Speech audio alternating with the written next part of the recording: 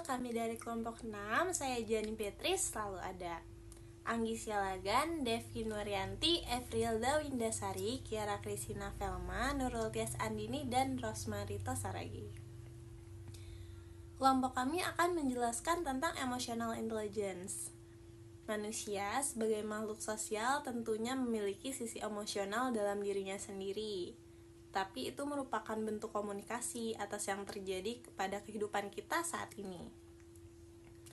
Ada beberapa faktor yang mempengaruhi emotional intelligence tersebut seperti lingkungan, pengalaman hidup, pola didik, dan lain-lain. Maka dari itu kita memerlukan self-awareness atas emotional intelligence kita. Antara lain seperti self-regulation, self-awareness, motivation, empathy, dan social skills.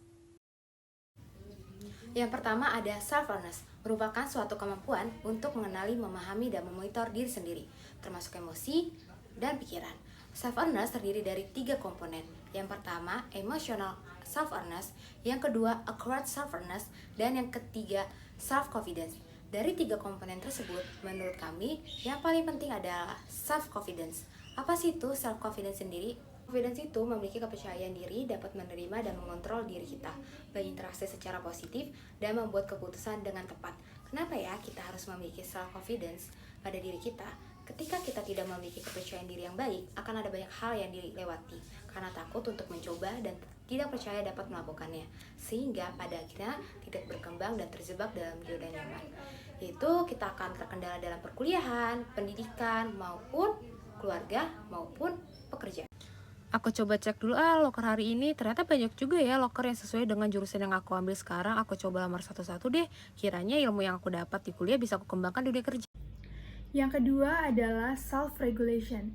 Self-regulation merupakan kemampuan seseorang dalam hal untuk mengontrol emosi, termasuk emosi yang meledak-ledak ataupun mengganggu.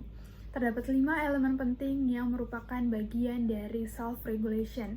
Yang pertama adalah emotional self-control, yang kedua adalah trustworthiness, yang ketiga adalah conscientiousness, yang keempat adalah adaptability, dan yang kelima adalah innovation. Menurut kami, hal yang paling penting dimiliki oleh seseorang adalah emotional self-control. Mengapa? Karena hal ini merupakan hal yang paling dasar yang harus dimiliki seseorang, karena hal ini berpengaruh kepada apa yang akan kita lakukan, apa yang akan kita bicarakan, dan apa yang akan kita keluarkan dari pikiran kita. Saya bingung deh sama kamu. Perasaan kemarin saya udah ngasih arahan yang jelas untuk kerjain kerjaan ini. Waktu juga saya udah ngasih waktu yang cukup. Tapi kenapa masih salah? Saya minta maaf, Bu, atas kesalahan yang sudah saya buat. Kedepannya, saya akan lebih berhati-hati dan lebih teliti lagi dalam melakukan setiap pekerjaan yang saya miliki, Bu. Selanjutnya itu motivasi. Motivasi berarti memiliki dorongan untuk mencapai tujuan. Ada 4 aspek untuk membentuk motivasi. Yang pertama, achievement drive, kedua, komitmen, 3, inisiatif, dan terakhir, optimisme. Salah satu cara agar motivasi tetap terjaga yaitu adanya komitmen. Dengan memiliki komitmen, kita dapat memanfaatkan waktu dengan efektif untuk menyelesaikan tanggung jawab dengan baik dan fokus pada setiap tugas. Di dalam perusahaan diperlukan kontribusi antara karyawan dan perusahaan untuk menciptakan lingkungan kerja yang nyaman dan sehat agar karyawan tetap memiliki komitmen. Kayaknya project ini nggak bisa selesai deh. Banyak banget requestnya, tantangannya berat, belum pekerjaan yang lain. Gak boleh gitu. Aku udah punya komitmen untuk mengerjakan ini tepat waktu supaya hasilnya baik dan perusahaan juga senang dengan hasil kerjaku. Selanjutnya ada empathy atau empati yang biasa kita kenal dengan memiliki kepedulian terhadap orang lain. Ketika kita memiliki empati, maka kita akan mampu memahami emosional orang lain dan mampu memahami perspektif daripada orang lain. Terdapat 5 hal penting yang merupakan bagian daripada empati. Yang pertama adalah understanding others, yang kedua adalah developing others, yang ketiga adalah service orientation, Yang keempat adalah leveraging diversity, dan yang kelima adalah political awareness. Menurut kami, hal yang paling penting dimiliki oleh seseorang adalah understanding others, khususnya di lingkungan pekerjaan, karena ketika kita mampu memiliki pemahaman akan orang lain, hal tersebut akan membangun kerjasama yang positif dan akan membangun juga komunikasi yang baik antar setiap karyawan. Hai Ros, Hai Win. kamu kenapa? Kok cemberut mulu hari ini? Iya nih, aku baru selesai presentasi ke klien, tapi tuh sepertinya klien gak tertarik deh untuk join karena aku gugup banget dan kurang persiapan untuk hari ini. Terus, apa yang bikin kamu takut? Aku takut kalau misalnya gagal tarik klien dan bos kita kecewa ke aku. Terus sedih ya Ros. Tapi yang aku lihat, perusahaan kita kan cukup besar ya dan punya nama. Aku rasa sih klien cukup yakin ya sama presentasi kamu. Dan mungkin kamu banyak-banyak berdoa supaya besok ada hasil yang memuaskan dari klien. Dan jangan lupa, hasil yang tadi juga jadi bahan evaluasi kamu ya, supaya kedepannya bisa lebih stabil lagi. Ya, makasih ya Win udah mengerti dan support aku. Sama-sama.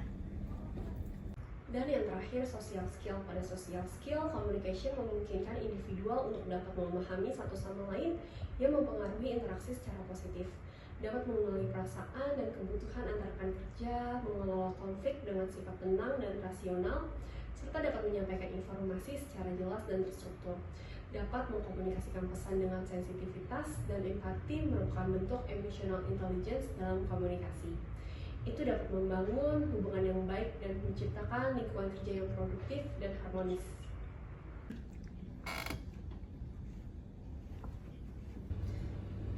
Ih, kok gini sih? Hai Win. Hai Gi, kamu kenapa kok cemberut gitu? Iya nih, kok Ros ngechat aku kayak gini ya, kayak nyuruh-nyuruh aku gitu. Coba lihat. Kayaknya nggak gitu deh Win, maksudnya Ros. Kayak dia maksudnya cuma minta tolong sama kamu. Cuman kamu kayak salah nangkep aja. Gimana kalau kamu coba telepon Ros deh, biar komunikasinya lebih jelas. Karena kan kalau cara kamu baca di chat sama ngomong langsung beda. Iya kali ya, aku coba nelfon kali ya. Biar lebih jelas. Aku duluan ya. Oke, makasih Gi. Iya Win. Oke Ros, makasih ya.